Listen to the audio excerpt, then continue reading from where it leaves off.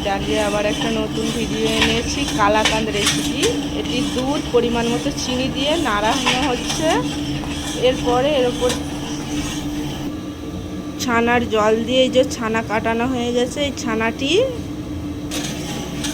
এর মধ্যে দিয়ে এবার কালাকাঁদ তৈরি হবে। কালাকাঁদে পাক হয়ে গেলে তুলে নিয়ে ট্রের মধ্যে দিয়ে সেট করতে দেবে। ঠান্ডা হয়ে গেলে ওর শেপ দেওয়া হবে।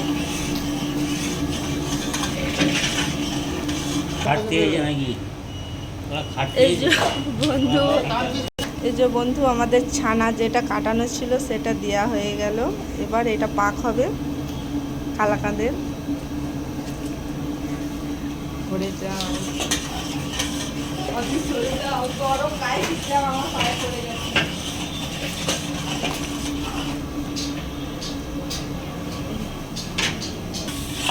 এই যে কালাকাঁদের প্রসেসিং এখনো চলছে।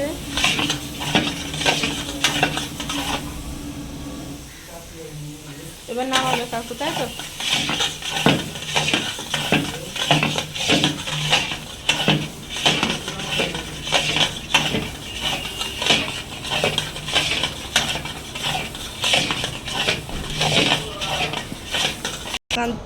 রেডি হয়ে গেছে। এবার সেটিংয়ের জন্য রাখা হচ্ছে, সেট করে ট্রের মধ্যে।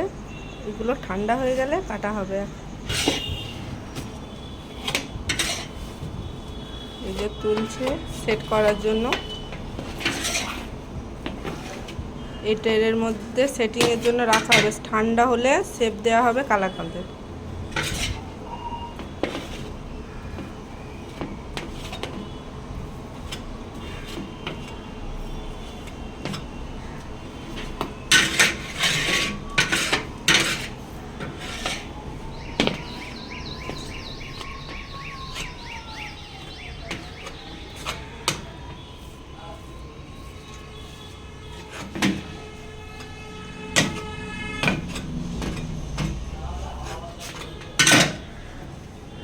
এই যে ঠান্ডা হয়ে গেলে সুন্দরভাবে সেট হয়ে যাবে।